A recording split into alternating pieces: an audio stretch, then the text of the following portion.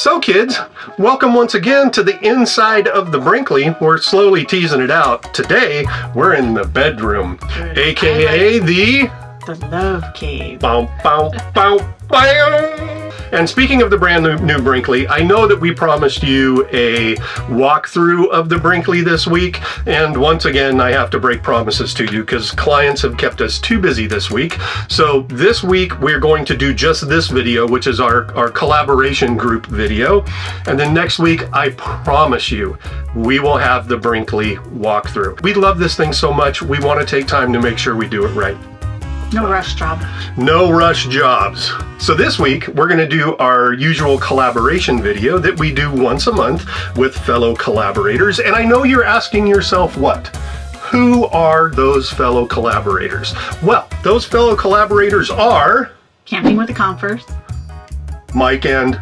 Shelly K. Shelly K. I don't know. I love that he calls her Shelly K, by the way. We started calling her Shelly K now too. Shelly K, you have to answer this for us. Are we allowed to call you Shelly K too? Is that just a love thing between you and Mike? Or is that just a love thing between you and Mike and it becomes creepy when we call you Shelly K? Because everybody in my family calls me Tony Tao. Mm-hmm. Like, not mom. Mm-mm. Not mothers. Tony Tao. Tony Tao. Because it rolls off the tongue so well.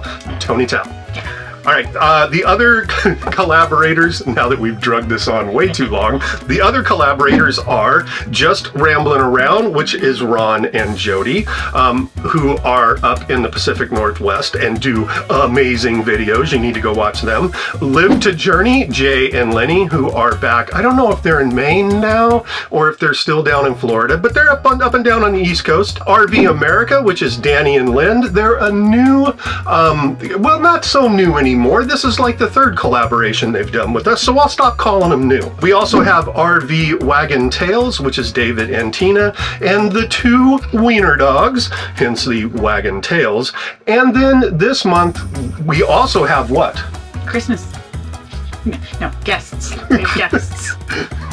Yes, we do have Christmas, but we do also have guest collaborators. And those guest collaborators are Joel and Deb from Chasing Our Sunshine, who we just recently got turned on to. And I really use the word turned on. What's the coolest thing about them, Tony Town? You like their accent. I love their accent. They have the best, like, northern Midwest accent ever, don't you know? That was Danielle's favorite accent. I know, it was Danielle's favorite accent. She used to talk to us like that all the time. Yep, she absolutely did. Enough of introducing everybody. They're going to do the same collaboration we're doing, so if you love what we're doing, go watch theirs. You'll love theirs as well. This month is the best RV experiences of 2023. We're going to break this up into the best different things that we experienced throughout 2023. So the first category is state. Best state. Maine. Yeah, Maine was just like, without a doubt, our favorite state this year. Why? It was just beautiful, and again, we've talked about this before. It just changed a lot of things in our mind, and maybe it's because it's so different from San Diego. I don't know. Maine was just lovely, gorgeous, loved it. Everything about it, the people, the food. Yep. The campgrounds. I would agree. Okay, and speaking of campgrounds, lovely segue that you didn't even know you were doing. What's your best campground of 2023? Eastport, Maine. Yeah. Because it just overlooked the water and the sound of Fundy, is it? No, the Bay of Fundy was the one down by the lighthouse. It overlooked Passamaquoddy Bay. Anyway, it was just a beautiful campground. The people were so nice. The camp hosts were a lot of fun, and we just had a blast there. Yeah, I was going to say that's one of my reasons it's the favorite is because of the camp host, which was Mark and Barbara, aka Babs. Yeah. We just started calling her Babs. And karaoke. And Mark ran karaoke at the Happy Crab, which was just a little tiny restaurant and bar. And we went and did karaoke with them one night. So. Fun. And Jeff and Joyce, I believe her name was another couple that we met that was camped right next to us in an Airstream. So yeah, Eastport, Maine, that was our favorite campground. It was the Seaview Campground and Cottages, I believe, in Eastport, Maine. The one thing I did notice about Eastport, Maine was all the couples there, they just seem so loving with each other too. Yeah. People would walk around the campground holding hands and just taking care of each other. Couples about our age or a little bit older, and they seem so loving, and it was, maybe that's part of the vibe too. Maybe. Let's talk about best food. What was the best food that you had all through 2023 while we were cruising around the country? We had quite the conversation on this morning. We did. Because, you think I'd go to Maine Lobster, and Maine Lobster was delicious, but I'm not that big on seafood. So for me, the best meal was at the Capitol Grill in Washington, D.C. They had this mushroom risotto I had for lunch, and it was so good. And I had forgotten that, at the Capitol Grill, I had like a ribeye for lunch that was amazing. But my best food, because you didn't say it, and it seems like I'm giving everything to Maine, but my favorite food was Young's Lobster Pound in Maine. And it wasn't just because of the lobster, it was also because of the community feel of how you ate lobster there. You got to mingle with other people, talk with other people, so they had a cool community People thing. had their own vibe of setting up. Some people just grabbed their metal tin pan and sat down and dug right in like we did, and other people had tablecloths and arrangements and wine bottles, and it was just kind of cool. And we did have a runner-up in this category, which hopefully we have pictures of this. But the runner-up, do you remember the name of the restaurant? It was in Lake Cayuga. It was like right down Fox or something like that? No, it wasn't the Silver Fox. It was. We'll look it up. We'll have to look it up, and we'll link it in the show notes. But it was a restaurant right on the shores of Lake Cayuga, and we were with family, and they did an all-you-can-eat crab night. The reason we can't remember the name is we have just renamed it in our heads as Krista's Crab Shack, because Tony's sister Krista, everybody was like done eating crab, and she ate like 3 more buckets of crab legs. It was amazing to watch. It was stunning. And Krista's not a big girl. Krista's a little girl, and she just kept with the crab. I think we sat there another hour. Yeah. Ordering cocktails and stuff, but we sat there another hour watching her eat these crab legs, and it was just, part of it was just the joy of watching her eat these crab legs. Some of it was just the memories of being young and having crab fests, I remember the name of the place. What? It was the Swits. That's right. It was the Swits Inn in Lake Cayuga. Yeah. So that's our runner-up. What about best brewery? I know we both agree on this. It's a hands down. Brewery Ardennes. Brewery Ardennes was up in Geneva, New York, and it was just this beautiful little Belgian farmhouse. They specialized in Belgian ales, and it was amazing. Okay, since we're on the brewery train, what was your favorite beer throughout the United States, in the 24 states that we visited? What was your favorite? Weirdly enough, it was a sour at Good People Brewing in South Carolina? No. It was in...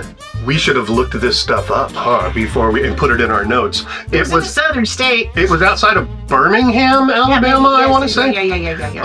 The reason she says this is weird is because I don't like sours. We don't drink sours. We rarely drink sours. This was an amazing tasting beer. I just loved it. It was just yummy. And so if you watch this, good people, you could send me a 6-pack. Good People Brewing, if you're watching, contact us so we can get a 6-pack of the almond cherry sour. For me, we're going back to Maine again, aren't we? We're back in Maine. It was Steam Mill Brewing, and they had, I can't remember if it was a porter or a brown. It was one or the other, and it was absolutely amazing. Oh, it's got that like earthy smell, like a brown. It's even got like a whole lot of caramel going on.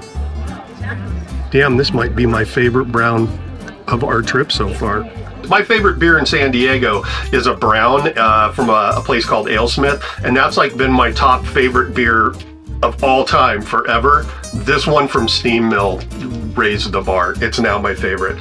Okay, since we went to breweries and we drank all that beer, we did hikes to try and to make it a zero-sum game, to get rid of the calories we drank. So, best hike. Glen Watkins. You mean Watkins Glen? That's okay. It can be Glen Watkins if you want it to. Sure, we can try it again. Your favorite hike? Hi, I'm Glen Watkins. So, your favorite hike where you met a guy named Glen? Glen Watkins. Salesman. Medical supplies. Nice. He would be. That sounds like a medical supply salesman's name. Okay, so your favorite hike? Watkins Glen, which is near Syracuse, right? No. Watkins Glen is near Watkins Glen. It's over by Cornell University.